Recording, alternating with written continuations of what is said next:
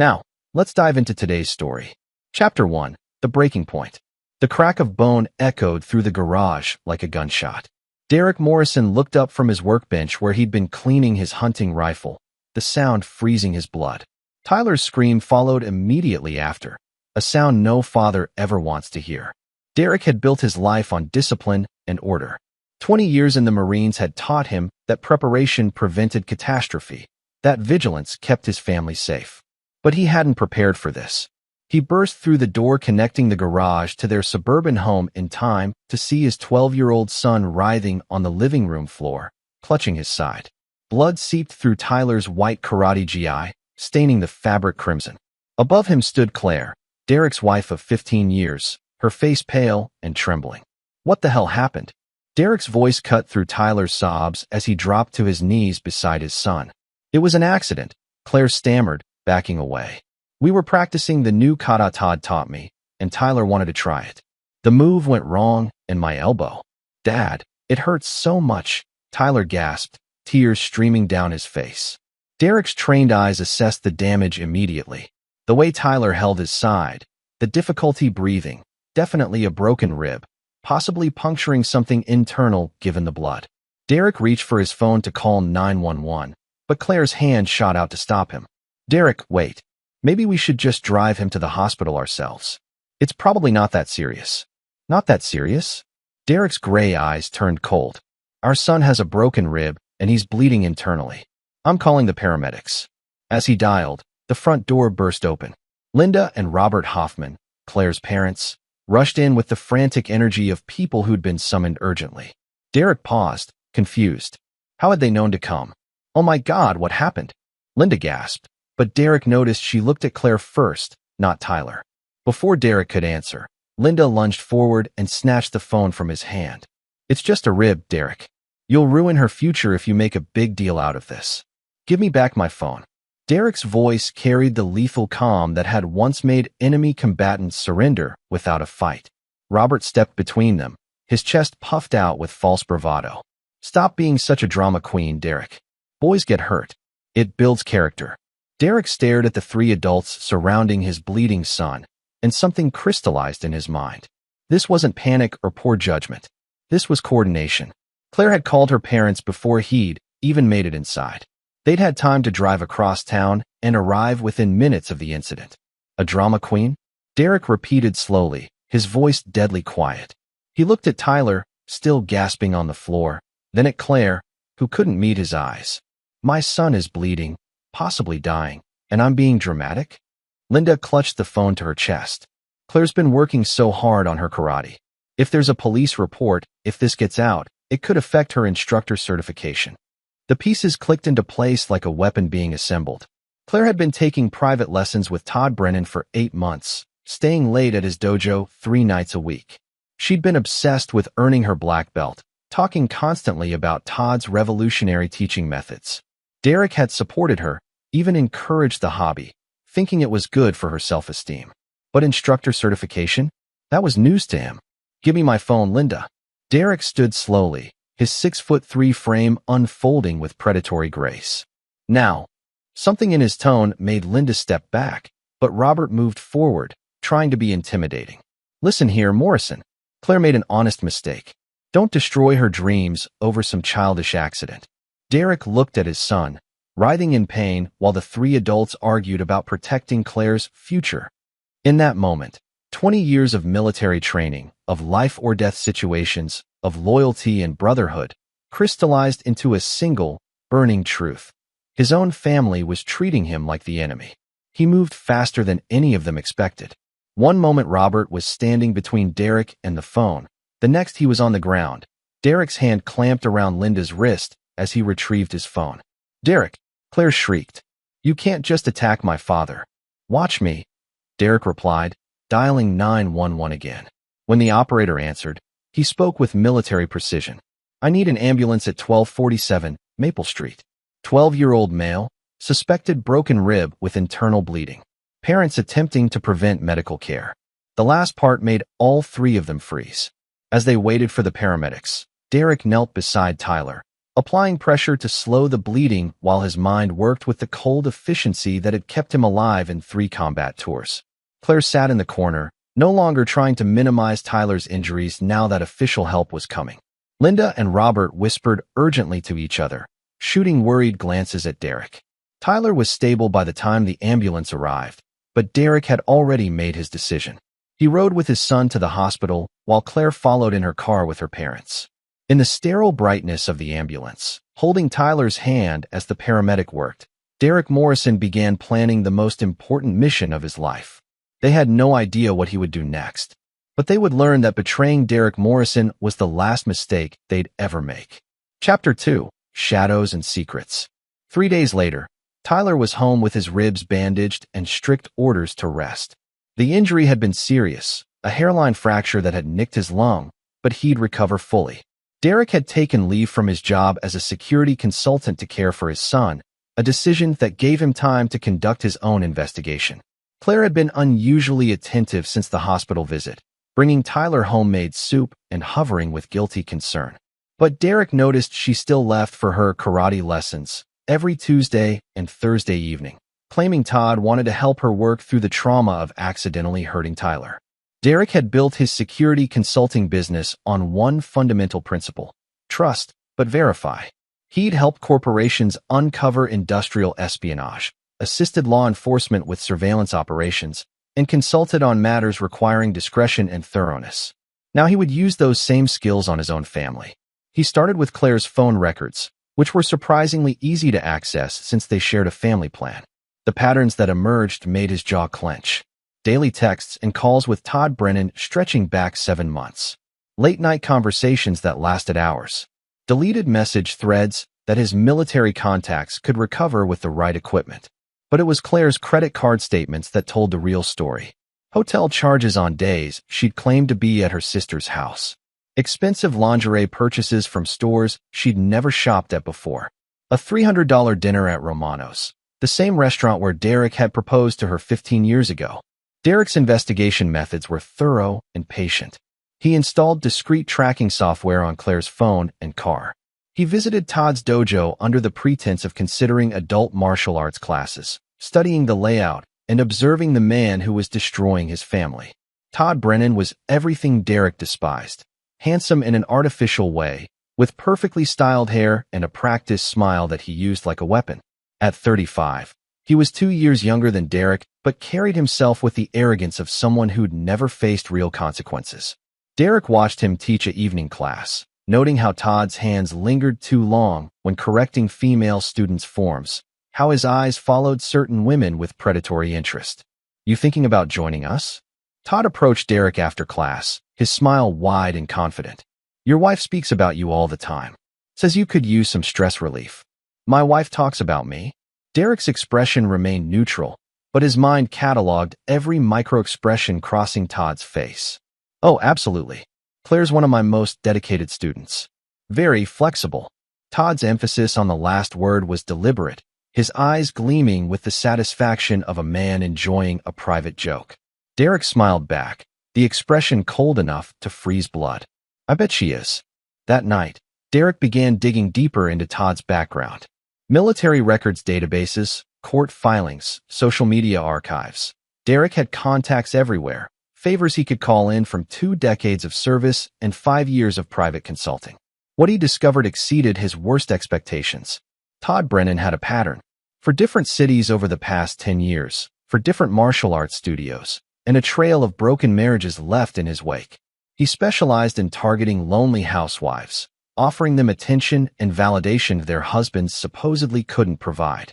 In Phoenix, he'd seduced 3 different married women simultaneously.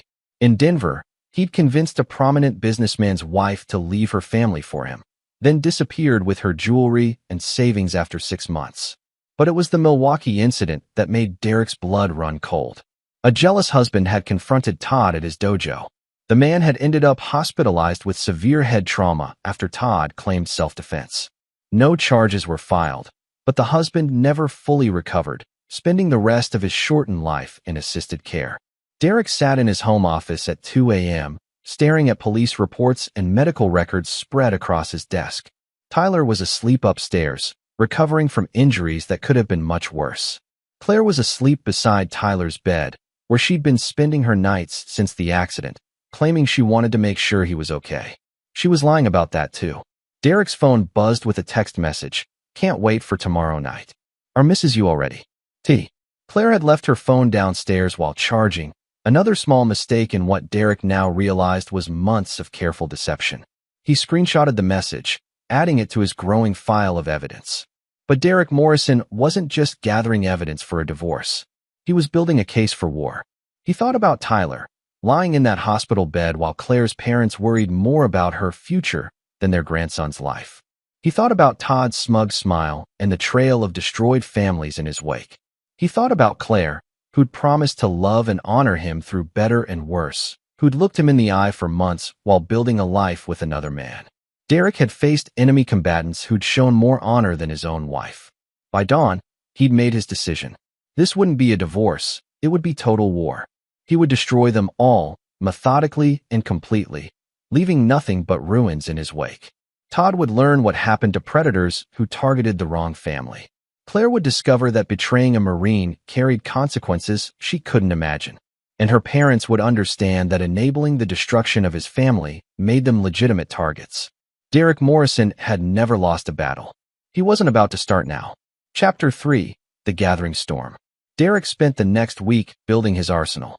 Not weapons. He had plenty of those legally stored in his gun safe. But something far more devastating: information and leverage. His first stop was Milwaukee, where he met with James Kowalski, the brain-damaged husband whose confrontation with Todd had destroyed his life. Derek found him in a care facility, a once powerful construction foreman reduced to shaky hands and slurred speech. "Todd? Brennan." James struggled with the words when Derek mentioned the name. "Took everything." Derek spent 3 hours with James and his sister Margaret, who'd become his guardian after the incident. The story that emerged was heartbreaking and familiar. Todd had seduced James's wife Lisa, convinced her that her husband was holding her back, then arranged a confrontation at his dojo where he defended himself against an unarmed man with a metal practice sword. Lisa took the kids to California with him, Margaret explained, tears in her eyes. She never even visited James in the hospital. Said he brought it on himself. Derek left Milwaukee with James's blessing and a promise. Todd Brennan would pay for what he'd done. Margaret hugged Derek goodbye, and he saw hope in her eyes for the first time in years. Back home, Derek began phase 2 of his operation. He used his security contacts to place surveillance equipment throughout his own house. Cameras so small they were virtually undetectable, audio recordings devices that could pick up whispered conversations. If Claire and Todd wanted to destroy his family, they'd do it on camera. The evidence he gathered over the next few days was damning and disgusting. Claire brought Todd to Derek's house while Tyler was at school, and Derek was supposedly at work. They made love in Derek's bed, Todd making crude comments about taking over completely, and Claire laughing about her pathetic husband who was too trusting to see what was happening right in front of him. But it was the conversation Derek recorded on Thursday night that pushed him past the point of no return. "When are you going to tell him?" Todd's voice was clear through the bedroom bug Derek had planted. "Soon," Claire replied. "Derek's so devoted to Tyler, he'll agree to anything to keep seeing him. I'll get the house, half his business, and enough alimony to keep us comfortable while you get established here." "And if he doesn't agree?" Claire's laugh was cold and calculating. "Then we use Tyler against him. Derek would rather pay than have his son think badly of him. Plus, after what happened with the karate accident, we could probably convince people Derek's abusive. My parents would testify to that." Derek sat in his car outside his own house, listening to his wife plan to destroy him using their injured son as a weapon. The woman he'd loved for 15 years, the mother of his child, was conspiring to frame him as an abuser while she stole everything he'd worked for. That night, Derek made a call to his old Marine buddy Rick Santana, now running a private investigation firm in Las Vegas. "I need everything," Derek told him. "Financial records, hidden accounts, aliases, associates, criminal contacts. I need enough ammunition to bury them both so deep they'll never see daylight again." "How deep you want to go with this, brother?" Rick's voice carried the understanding of someone who'd served alongside Derek in places where the rules were different. "All the way," Derek replied. No limits, no mercy. They declared war on my family. I'm going to end it. Within 72 hours, Rick had delivered a digital dossier that made Derek smile for the first time in weeks. Todd had been busier than even Derek suspected. Hidden bank accounts in 3 states. A fake identity he'd used to avoid paying alimony to his second wife. Most interesting of all, a storage unit in Phoenix filled with jewelry, artwork, and personal items that clearly belonged to his previous victims.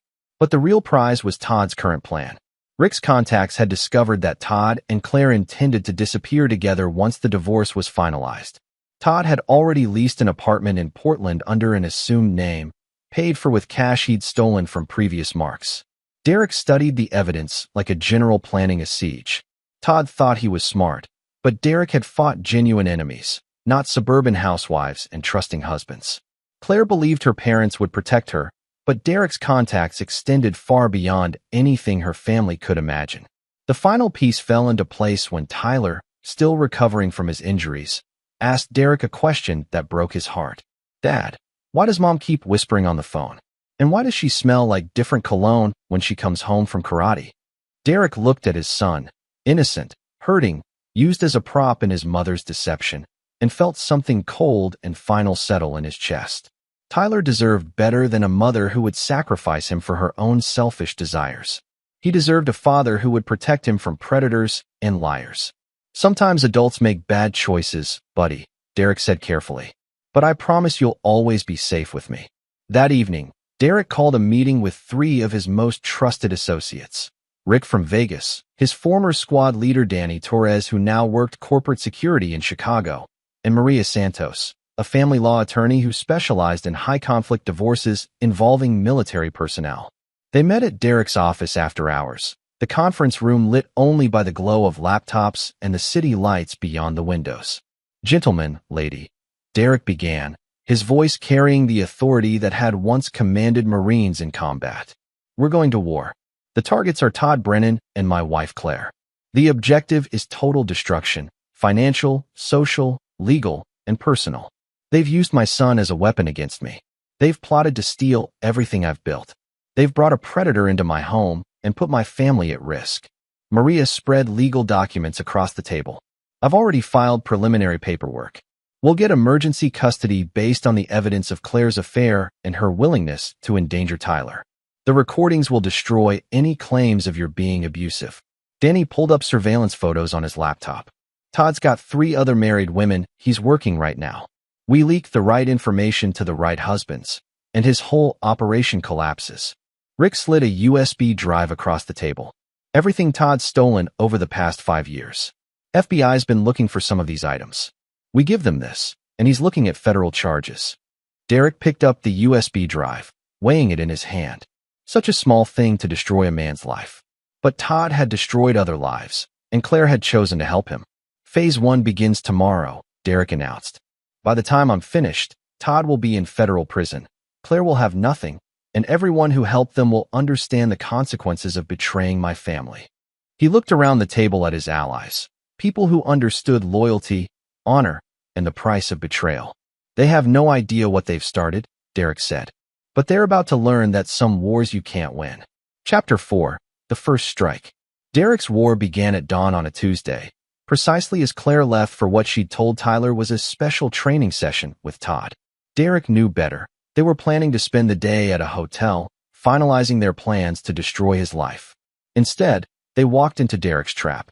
Maria Santos had prepared the legal documents with surgical precision.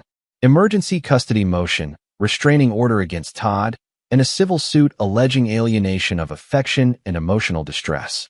The papers were served to Claire at 9:47 a.m. as she and Todd emerged from the Riverside Hotel, their arms wrapped around each other, completely unaware they were being photographed. The process server, a retired police detective named Frank Wilson, caught their reaction on video. Claire's face went white as she read the documents. Todd tried to snatch the papers away, only to discover he had his own set, a restraining order requiring him to stay away from Claire, Tyler, and Derek's property, effective immediately. This is harassment, Todd shouted, but Frank was already walking away, his job complete. Phase 1 was designed to separate and confuse them.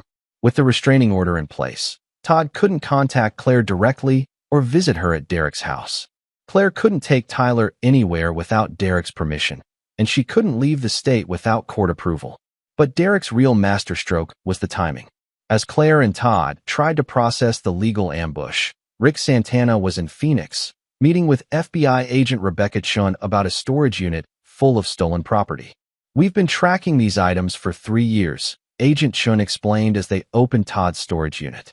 Jewelry stolen from Martha Hoffman in Scottsdale, artwork taken from the Richardson family in Denver, and cash that disappeared from 6 different divorce settlements. Rick recorded everything on his phone, sending real-time updates to Derek. Todd had been sloppy, keeping trophies from his victims like a serial killer. The FBI found over $200,000 in stolen goods, along with false identification documents and detailed files on his targets. Claire, meanwhile, was discovering that Derek had frozen their joint accounts and credit cards. Her parents received copies of the audio recordings where Claire discussed framing Derek as abusive, along with a formal notice that Derek was considering pressing charges for conspiracy and child endangerment. By noon, Linda Hoffman was calling Derek's office in a panic. "Derek, please, we need to talk. Claire says you've lost your mind, but we didn't know about the affair. We were just trying to protect." "Protect what?" Derek's voice cut through her stammering. "Protect your daughter's right to commit adultery? Protect her lover's right to endanger my son? Protect your own right to prevent a child from receiving medical care. We thought Tyler was okay. Claire said it was just a bruise." Derek smiled coldly, though Linda couldn't see it through the phone. "Claire lied to you, Linda, just like she's been lying to me. The medical records show Tyler could have died if I hadn't called the paramedics. Your daughter put our son's life at risk to protect her affair." The silence on the other end stretched for nearly a minute. "What do you want?" Linda finally whispered. "Justice," Derek replied. "Your daughter declared war on my family. I'm going to finish it." Derek hung up and immediately called Danny Torres in Chicago. "Phase 2 is a go," Derek said. "Target the support network." Danny had been busy. Todd's martial arts instructor certification was fraudulent. He'd never completed the required training or passed the official tests. The state licensing board received an anonymous tip along with documentary evidence of Todd's fake credentials. His dojo would be shut down within 48 hours. But Derek's most devastating blow was still to come. At 3 p.m., as Claire sat in her car outside a closed coffee shop where she'd planned to meet Todd, her phone rang. It was Tyler's school. "Mrs. Morrison? This is Principal Williams. We need you to come in immediately. There's been an incident involving Tyler." Claire's heart stopped. "What kind of incident? Is he hurt?" "He's safe, but we need to discuss some concerning things he's told his teacher about what happened at home last week." Claire raced to the school, her mind spinning. Tyler had been so quiet since the karate accident, barely speaking to her except to ask about his father. What had he told his teacher? She found Tyler in the principal's office with his teacher, Mrs. Hendricks, and a woman Claire didn't recognize. "Mrs. Morrison, this is Sarah Mitchell from Child Protective Services," Principal Williams explained. "Tyler has shared some troubling information about the incident where he was injured." Claire felt the world tilt beneath her feet. "What did he say?" Tyler looked up at his mother with confusion and hurt in his young eyes. "Mom, why did you tell Grandma and Grandpa not to let Dad call the ambulance? I was really scared, and Dad wanted to help me, but you wouldn't let him." The CPS worker leaned forward. "Tyler also mentioned that you've been bringing someone to the house when your husband isn't home. Someone who makes you laugh in ways that seem to upset Tyler. Can you tell us about that?" Claire's mouth opened and closed soundlessly. Derek hadn't just recorded her conversations with Todd. He'd been talking to Tyler, helping their son understand what he'd witnessed without manipulating him. "I think we need to call my husband," Claire managed. "He's already on his way," Principal Williams said, along with his attorney. When Derek arrived with Maria Santos, he found Claire cornered and desperate. The CPS investigation was legitimate. Derek had simply provided them with factual information about Claire's behavior and let them draw their own conclusions. "Mr. Morrison," Sarah Mitchell addressed Derek, "we've reviewed the medical records from Tyler's injury, along with witness statements about the incident. We have some concerns about Mrs. Morrison's judgment and priorities." Derek nodded gravely. "My primary concern is my son's safety and well-being. The past week has shown me that his mother may not share those priorities." Claire looked at Derek with something approaching panic. Derek, please. We can work this out. I made mistakes, but we can fix this. Derek's gray eyes were as cold as Arctic ice. You made a choice, Claire. You chose Todd over Tyler, your parents over your son, your affair over your family. Now you get to live with the consequences. As they left the school, Tyler walked beside Derek while Claire followed several steps behind, tears streaming down her face. She'd lost control of the situation completely, and Derek was just getting started. That evening, as Tyler did homework at the kitchen table and Claire sat in stunned silence on the couch, Derek's phone buzzed with a text from Rick. Todd's in federal custody. FBI raided his apartment an hour ago. Found more stolen property and evidence of identity theft. He's looking at 10 to 15 years minimum.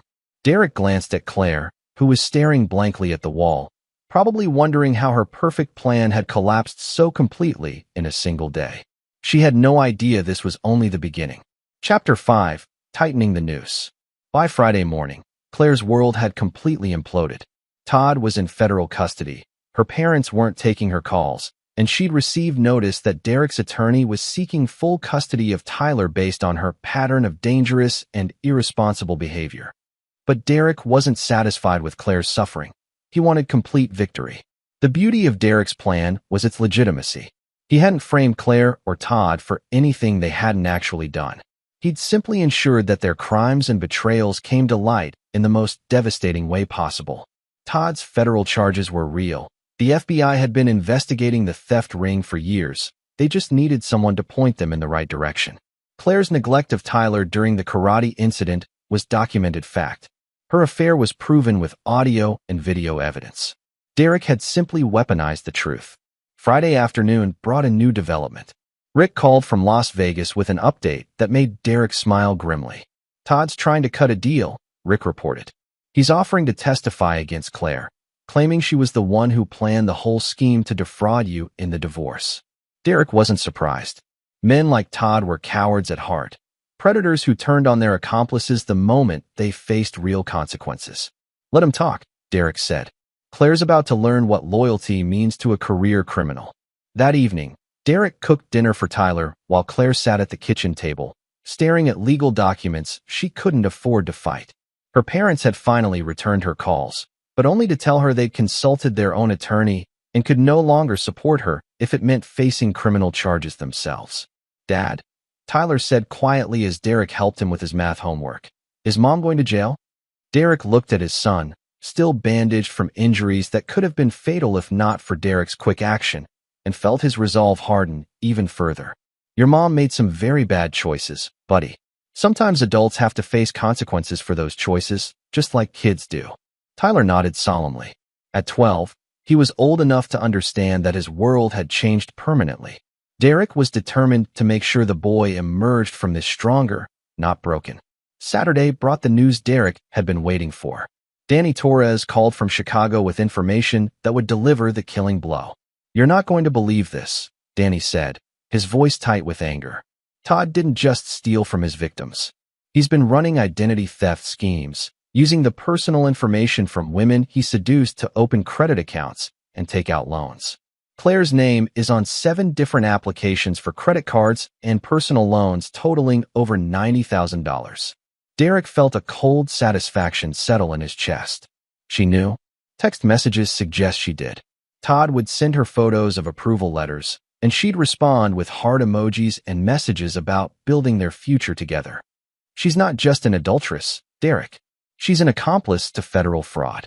That afternoon, Derek made a decision that would have seemed impossible just 2 weeks earlier. He called his wife upstairs to their bedroom for a private conversation. Claire followed him nervously, her eyes red from crying and sleepless nights.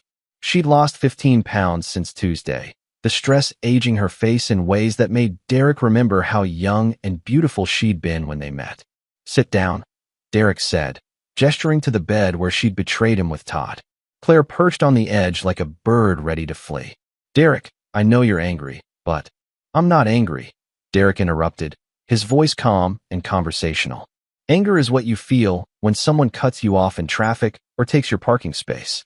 What I feel is something much deeper. He pulled out his phone and showed her a video, security footage from the hotel where she and Todd had spent their final morning together. Todd's been talking to the FBI, Derek continued. Did you know that? He's claiming you were the mastermind behind the identity theft scheme. Says you provided him with my financial information and helped him plan the fake divorce settlement fraud. Claire's face went white. That's not true. I know it's not completely true, Derek said. You were just a useful idiot. Todd manipulated you the same way he manipulated all his other victims. But the evidence doesn't care about your intentions, Claire. The credit applications have your name on them. The text messages show you celebrating the loan approvals. Legally, you're as guilty as he is. Claire began to cry, the desperate sobs of someone who finally understood the depth of their situation. What do you want? She whispered. Derek smiled, and Claire shivered at the cold malice in the expression. I want everything, he said simply. I want you to sign full custody of Tyler over to me.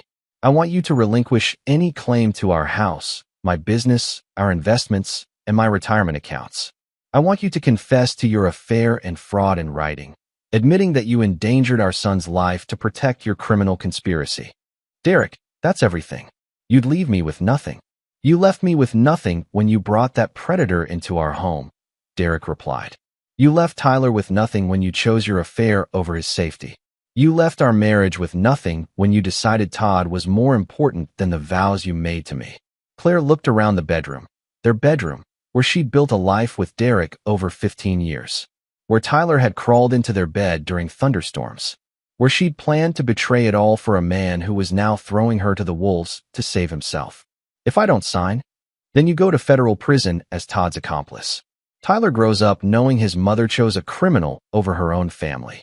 And when you get out in 7 to 10 years, you'll have nothing anyway, plus a felony record that will make it impossible to rebuild your life. Derek stood and walked to the window, looking out at the neighborhood where they'd planned to raise Tyler, where he'd thought they were building something permanent. I'm offering you a choice, Claire. Sign the papers, confess your crimes, and disappear quietly. I'll ensure the fraud charges focus on Todd. You'll be treated as another one of his victims. You can start over somewhere else, build a new life without dragging Tyler through the wreckage of your mistakes. You want me to just leave? Never see Tyler again? Derek turned back to face her, and Claire saw the Marine who'd survived 3 combat tours, who'd built a successful business through discipline and determination, who'd never lost a battle. You stopped being Tyler's mother the moment you chose to protect your affair instead of your son's life, Derek said. I'm giving you the chance to do one decent thing. Walk away and let him heal. Claire stared at him for a long moment, understanding finally that the man she'd married was capable of things she'd never imagined. Derek Morrison didn't just win his wars. He obliterated his enemies so completely that they never had the chance to threaten his family again. I need time to think, she whispered. You have until Monday morning, Derek replied. After that, the choice is out of your hands. As Claire stumbled from the room, Derek felt no satisfaction, no mercy, no regret. She'd declared war on his family. Now she would learn that Derek Morrison didn't just fight to win. He fought to ensure his enemies never rose again. Chapter 6. The Ultimatum. Sunday evening came with the weight of finality. Claire sat in the kitchen, staring at the legal documents spread before her like a death sentence. Custody termination papers, property transfer agreements, and a detailed confession that would end her life as she knew it. Derek found her there at midnight, Tyler long asleep upstairs, the house silent except for the hum of the refrigerator and Claire's occasional sniffles. Have you decided? He asked, his voice neutral. Claire looked up at him with red-rimmed eyes. I want to see a lawyer today. He said these papers are suicide, that I'd be giving up everything. And he also said if I don't sign them, I'm looking at federal charges that would put me in prison for a decade. Claire's voice cracked. Todd's lawyer called me. He's going to testify that I masterminded the whole thing. He says I seduced him and manipulated him into the fraud scheme. Derek sat across from her at the table where they'd shared thousands of meals, where Tyler had done homework while they talked about their day, where they'd planned birthdays and vacations and a future that no longer existed. Did you love him? Derek asked quietly. The question caught Claire off guard. What, Todd? Did you love him, or was it just excitement? The thrill of betraying your family? Claire was silent for a long moment. I thought I did. He made me feel special, important, like I was more than just a wife and mother. And now I know he's exactly what you said he was. A predator who told me what I wanted to hear. Claire wiped her eyes with a tissue. The FBI showed me his files. He had detailed notes on me, on you, on Tyler, our financial situation, our marriage problems, everything. I was just another mark. Derek felt no sympathy for her realization. You were willing to destroy our family for a lie. I know. Claire's voice was barely a whisper. I know what I did. I know I can't undo it. I know Tyler will hate me. Tyler doesn't hate you, Derek said truthfully. He's confused and hurt, but he doesn't hate you. That's why you need to sign those papers. Claire looked at the documents again. If I sign these, I disappear from his life completely. He'll grow up thinking I abandoned him. If you don't sign them, he'll grow up knowing his mother chose a criminal over her own family and went to prison for it. Which story gives him a better chance at a normal life? Derek leaned forward, his gray eyes intense. You made your choice when you brought Todd into our home. You made it when you endangered Tyler's life to protect your affair. You made it when you plotted to frame me as abusive and steal everything I've worked for. I'm offering you the chance to make one choice that puts Tyler first. Claire stared at him for a long moment. You've thought of everything, haven't you? Every angle, every consequence. This isn't just revenge, it's strategy. 20 years in the Marines teaches you to plan thoroughly, Derek replied. You don't leave anything to chance when lives are at stake. And if I sign these papers, you guarantee Todd takes the fall for everything? Todd will face the consequences of his crimes. You'll be treated as another victim, which is true to some extent. But Claire, Derek's voice hardened. This is the only offer you'll get. Tomorrow morning, if those papers aren't signed, I withdraw the plea agreement and you face the full weight of federal charges. Claire picked up the pen, her hand shaking. Will you tell Tyler I loved him? When he's older? I'll tell him his mother made mistakes but loved him enough to walk away rather than hurt him further, Derek said. That's the best ending you can give this story. Claire signed the papers with tears streaming down her face. Each signature was another piece of her life she was giving up forever. When she finished, Derek gathered the documents and placed them in his briefcase. You have until Wednesday to arrange your affairs and leave town, he said. After that, the restraining order expands to include Tyler. Claire nodded, understanding that she was now a stranger in what had been her home for a decade and a half. Monday morning brought swift and final action. Maria Santos filed the custody papers and property transfers before 9 a.m. By noon, Claire's confession was in the hands of the FBI, providing them with additional evidence against Todd while positioning her as a manipulated victim rather than a criminal mastermind. Derek picked Tyler up from school himself, something he'd been doing since the karate incident. As they drove home, Tyler asked the question Derek had been dreading. Dad, why is Mom packing suitcases? Derek pulled into their driveway and turned off the engine. He'd rehearsed this conversation, but facing his son's innocent confusion still felt like taking shrapnel to the chest. Your mom made some very serious mistakes, buddy. She has to go away for a while to think about what she's done and try to make things right. Tyler was quiet for a moment. Is she coming back? Derek looked at his son, 12 years old, recovering from injuries his mother had caused, old enough to understand that his world was changing forever. I don't know, Derek said honestly. But what I can promise you is that you're safe, you're loved, and I will never let anyone hurt you again. Tyler nodded solemnly. Will we be okay? Just us. Derek felt a fierce surge of protective love for this brave, hurt boy who was handling more trauma than most adults ever faced. We'll be more than okay, Derek promised. We'll build something better. That evening, Claire said goodbye to Tyler in the living room where the karate accident had started everything. She hugged him carefully, mindful of his still healing ribs, and whispered apologies he was too young to fully understand. Be good for your dad, she said, her voice breaking. And remember that I love you, even if I haven't been very good at showing it. Tyler hugged her back, confused but trying to be strong. I love you too, Mom. Derek watched from the doorway as Claire said goodbye to the life she'd destroyed. He felt no satisfaction in her pain, no joy in her tears. This was simply the inevitable conclusion of the war she'd started.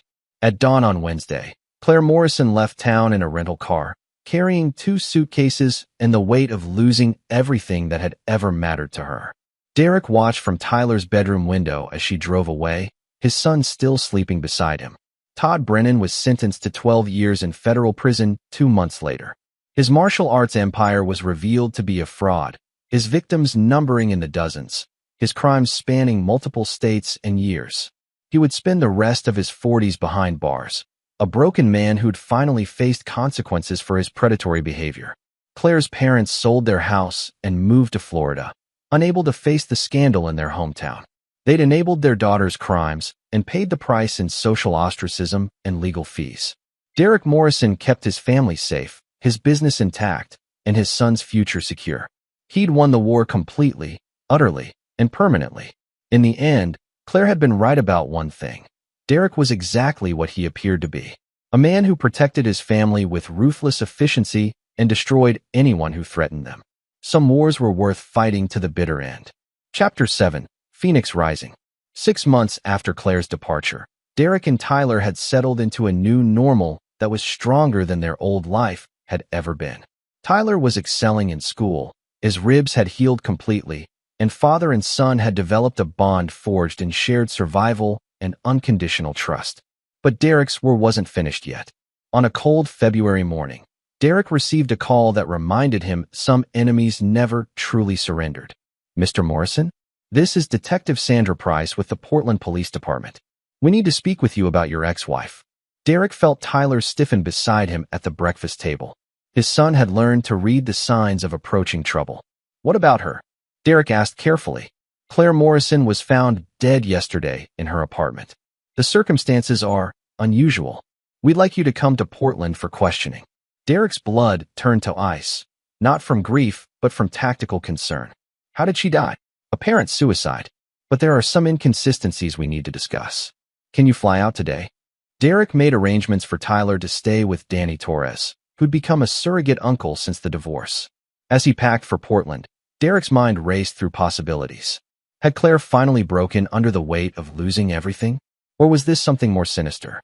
He found his answer in a Portland hotel room that evening, when Detective Price showed him the crime scene photos and suicide note. "Your ex-wife left a detailed confession claiming you framed her for fraud, destroyed her life systematically, and drove her to suicide through psychological torture," Detective Price explained. "She also alleges you threatened to kill her if she ever tried to contact your son." Derek studied the note, written in Claire's handwriting, but containing details only someone with intimate knowledge of his methods could know. His military training, his surveillance techniques, his network of contacts, all accurately described, but presented as evidence of criminal conspiracy rather than legitimate investigation. "Detective, I think you need to understand something about my ex-wife," Derek said calmly. "She was involved with a career criminal named Todd Brennan. When their scheme collapsed, she faced federal charges. The plea agreement that kept her out of prison required her to confess her crimes and relinquish custody of our son." Derek pulled out his phone and showed Detective Price the recorded conversations where Claire discussed framing him as abusive. Claire was desperate and facing prison time. The psychological torture she describes was actually the legal consequences of her own actions catching up with her. Detective Price listened to the recordings, her expression growing skeptical of Claire's version of events. "Mr. Morrison, your ex-wife's note claims you have connections to organized crime, that you threatened to have her killed if she ever tried to return." Derek smiled coldly. "Detective, I spent 20 years in the Marines and now run a legitimate security consulting business. My connections are law enforcement officers, federal agents, and military personnel. If I wanted to threaten someone, I wouldn't need organized crime." But as Derek flew back to Chicago the next day, he realized Claire's final gambit was more sophisticated than simple revenge. Someone had helped her craft that suicide note. Someone who knew enough about Derek's methods to make the allegations seem credible. Someone who wanted Derek destroyed just as badly as Claire had. The answer came to Derek in a flash of insight as he picked Tyler up from Danny's house. Claire hadn't committed suicide, she'd been murdered. And her killer had used her death to frame Derek for a campaign of psychological torture that had driven an innocent woman to suicide. "Dad, you look worried," Tyler observed as they drove home. Derek glanced at his son, now 13 and mature beyond his years. Tyler had survived his mother's betrayal, his own physical injuries, and the destruction of his family. He deserved the truth. "Someone's trying to hurt our family again, buddy. But this time, I'm ready for them." Derek spent the next week investigating Claire's final months in Portland. Rick Santana's contacts in the city revealed disturbing information. Claire had been dating someone new, a man named Vincent Cross who claimed to be a real estate developer, but whose background was completely fabricated. Vincent Cross was an alias for Victor Castellanos, a man with connections to the same criminal network Todd had been tangentially involved with. Vincent had seduced Claire not for money or love, but for revenge against Derek. The pieces fell into place as Derek dug deeper. Todd's arrest had disrupted more than just his personal fraud scheme. He'd been part of a larger identity theft network that Derek's investigation had helped expose. Vincent was cleaning up loose ends and targeting Derek for destroying their operation. Claire's murder was meant to be the first blow in a war Derek hadn't even known was starting. He made a mistake, Derek explained to his assembled team in his Chicago office. Maria Santos, Danny Torres, and Rick Santana listened grimly as Derek laid out the evidence. Vincent thought Claire was my weakness. He thought I'd be devastated by her death and distracted by the murder investigation. He doesn't understand that Claire stopped being my family the moment she betrayed us. Derek's gray eyes were as cold as Arctic steel. Vincent Castellanos has declared war on my family. Tyler is at risk as long as this man is free. That ends now. Maria looked uncomfortable. Derek, what you're describing sounds like premeditated murder. I can't be part of. You're not part of anything, Derek interrupted. You've done your job brilliantly, and Tyler and I are grateful. But what happens next goes beyond legal solutions. Danny and Rick exchanged looks. They'd served with Derek in places where the rules were different, where protecting innocent lives meant making hard choices. What do you need?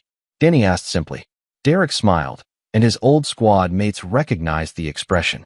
They'd seen it before, in desert compounds and mountain caves, right before Derek Morrison eliminated threats to their mission. Vincent thinks he's hunting me, Derek said. Time to show him what it's like to be prey. The war Claire had started with her affair was about to become something much deadlier. Derek Morrison had built a life of peace and prosperity, but he'd never forgotten how to be a killer. Some enemies only understood one language.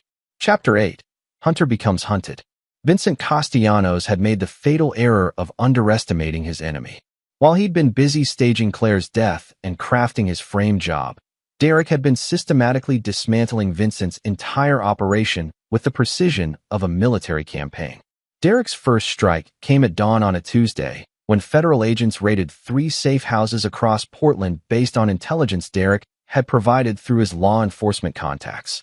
Vincent's identity theft network collapsed overnight, with 7 arrests and enough evidence seized to ensure lengthy prison sentences. But Derek wasn't finished. He wanted Vincent to feel the same helplessness Claire had experienced in her final months. Hunted, isolated, with nowhere to run and no allies to trust. Vincent's second mistake was trying to intimidate Derek through threats against Tyler.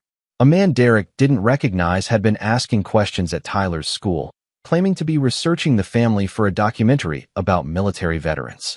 When Derek reviewed the security footage, he recognized Vincent's face from surveillance photos Rick had obtained. That evening, Derek called Tyler into his office for a conversation that reminded him painfully of the night he'd first told his son about Claire's departure. "Buddy, we're going to take a vacation," Derek said. "Just you and me, somewhere safe while I handle some business." Tyler, now wise beyond his 13 years, studied his father's face. "Someone's threatening us again, isn't it?" Derek nodded. "The man who hurt your mother is trying to hurt us now. But this time, I'm not going to wait for him to make the first move. Will we have to move away? Change our names." Derek knelt beside his son's chair, meeting Tyler's eyes directly. "Son, I promise you this. We will never run from anyone. This is our home, our life, our family.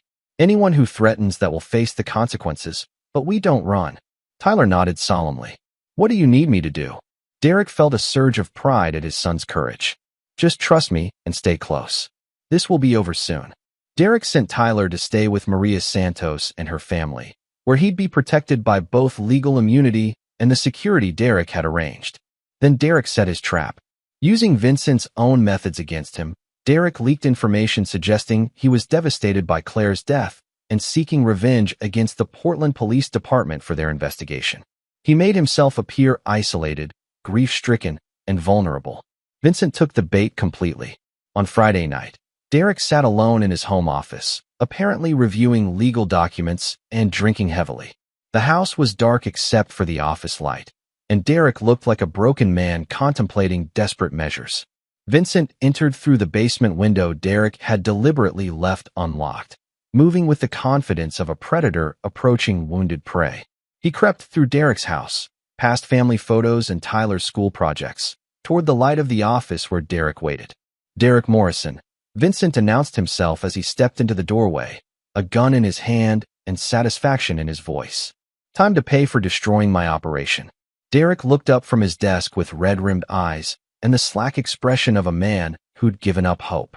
Vincent Castellanos, I wondered when you'd finally show yourself. Vincent smiled coldly. Your wife told me all about you before she died. How you destroyed her life, turned her son against her, drove her to despair. She begged me to make you suffer the way she suffered. And you obliged her, Derek said quietly. I gave her what she wanted, revenge against the man who destroyed her. Claire died knowing you'd be framed for her murder, that you'd lose your son and your freedom just like she did. Derek stood slowly, his hands visible and empty. There's just one problem with your plan, Vincent. What's that? Derek's expression changed from broken despair to cold calculation in an instant. I've been recording this conversation. Vincent's confidence faltered as Derek gestured toward the nearly invisible surveillance equipment he'd installed throughout the room. You've just confessed to murdering my ex-wife and framing me for her death. That recording is being transmitted in real time to 3 different law enforcement agencies. Vincent raised his gun, but Derek was already moving. 20 years of military training and combat experience kicked in as Derek closed the distance between them faster than Vincent could react. The fight was brief and brutal. Vincent was a criminal, a manipulator, a killer of vulnerable women. Derek was a Marine. When the Portland police arrived 20 minutes later, responding to the automatic alert Derek's security system had sent, they found Vincent Castellanos unconscious and zip-tied to a chair, Derek's recorded confession playing on repeat.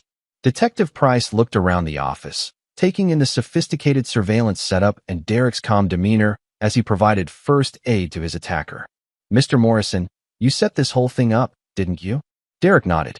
Vincent killed my ex-wife and tried to frame me for psychological torture that drove her to suicide. I couldn't let him threaten my son. You could have been killed, Detective Price pointed out. Derek looked at the unconscious man who'd murdered Claire and threatened Tyler. Detective, some risks are worth taking to protect your family. Vincent Castellanos was charged with Claire's murder, conspiracy, identity theft, and attempted murder of Derek. The evidence Derek had gathered, combined with Vincent's recorded confession, ensured a conviction that would keep him in prison for the rest of his life. But Derek's victory came with a cost he hadn't anticipated. As he drove to pick up Tyler from Maria's house, he realized the boy would grow up knowing his father was capable of violence, that Derek Morrison solved problems other men couldn't handle through methods other men wouldn't attempt. Is it over?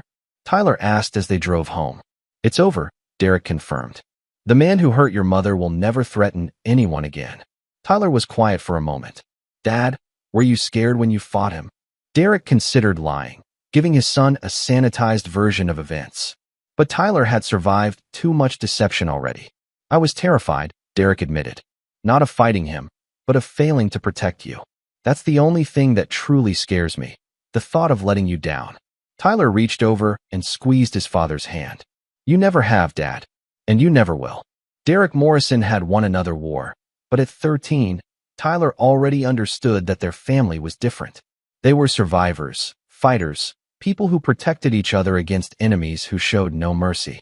As they pulled into their driveway, Derek made a silent promise to his son, no one would ever threaten their family again. Anyone who tried would discover that Derek Morrison's capacity for violence was matched only by his determination to keep Tyler safe. Some battles required total victory. Some enemies left no room for mercy. Chapter 9, Blood and Legacy. 1 year after Vincent Castellanos was sentenced to life in prison, Derek Morrison stood in his backyard watching Tyler practice martial arts forms with a new instructor, a legitimate black belt who'd served 2 tours in Afghanistan and understood the importance of discipline, respect, and protecting the innocent. Tyler was 14 now, tall for his age and carrying himself with the quiet confidence of someone who'd survived trauma and emerged stronger. He still missed his mother sometimes, but he understood that Claire's choices had consequences beyond her own life. Dad, Tyler called as he finished his routine. Master Chen wants to know if you'd consider joining our advanced class. He says you move like someone with military training. Derek smiled at his son, whose karate GI bore genuine rank stripes earned through legitimate testing. Maybe when you're old enough to keep up with your old man. Tyler grinned back, the expression bright and genuine in ways that reminded Derek of the boy's early childhood, before betrayal and violence had touched their family. The doorbell rang, interrupting their moment. Derek wasn't expecting visitors, and unexpected guests always triggered his tactical awareness. He gestured for Tyler to continue practicing while he answered the door. Standing on his front porch was a woman in her 30s, professionally dressed, but with nervous energy that immediately put Derek on alert.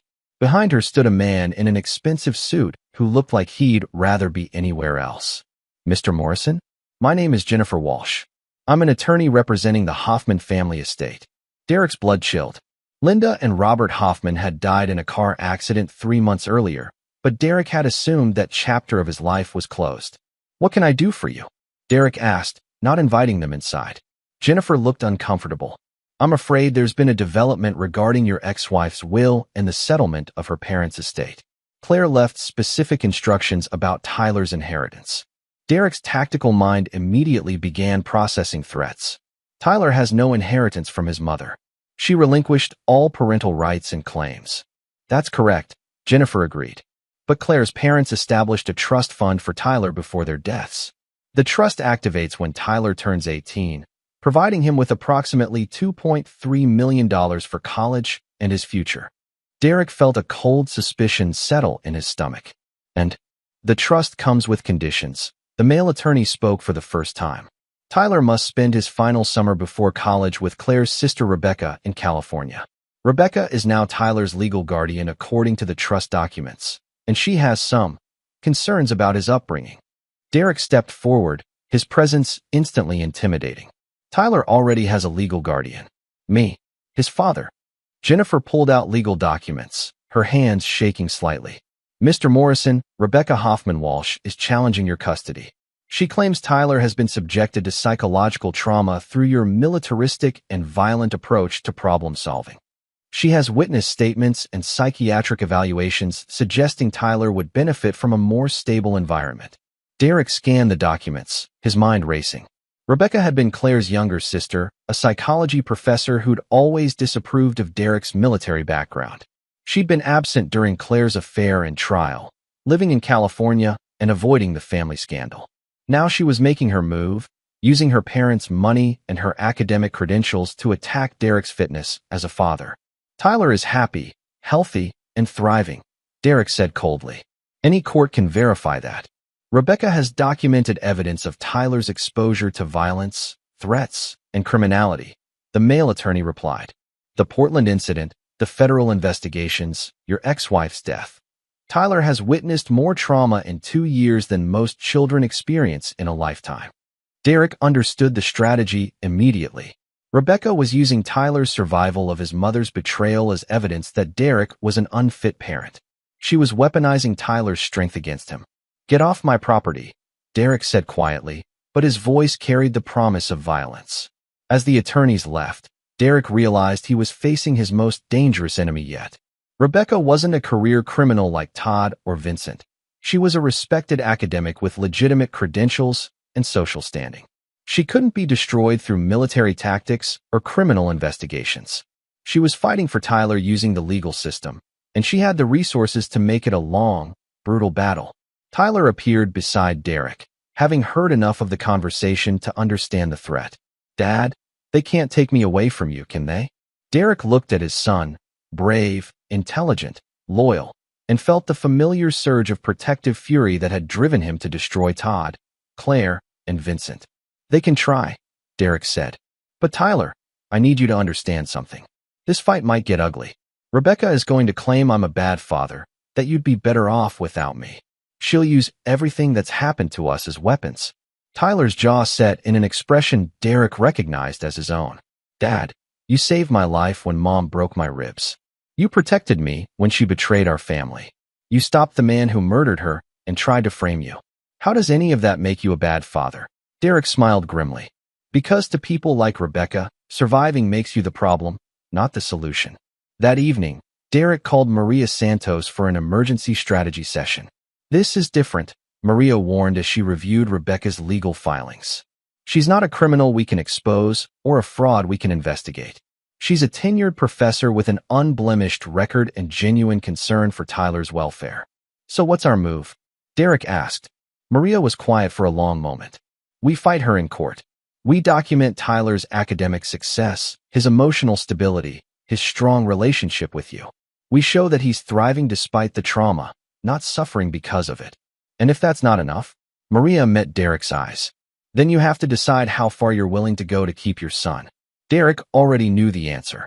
He'd destroy Rebecca Hoffman-Walsh just as completely as he destroyed everyone else who'd threatened his family. Academic credentials wouldn't protect her, legal standing wouldn't save her, and social respectability wouldn't matter when Derek Morrison went to war. But this time, he'd have to be more careful. Rebecca wasn't a criminal.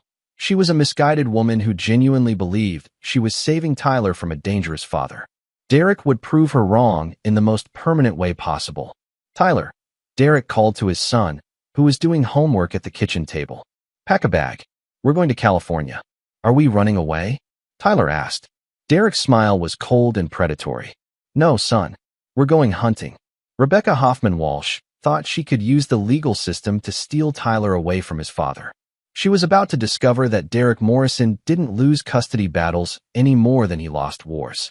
The final enemy in Derek's campaign to protect his family was about to learn what happened to people who threatened Tyler Morrison. Some battles were worth fighting to the end of the world. This was one of them. Derek Morrison had faced enemies on foreign battlefields and domestic threats to his family. Each time, he'd emerged victorious through superior planning, ruthless execution, and unwavering determination to protect those he loved. Rebecca's challenge would be his final test. A battle fought in courtrooms rather than back alleys, using legal briefs instead of surveillance equipment. But the outcome would be the same. Derek Morrison never lost when his family was at stake.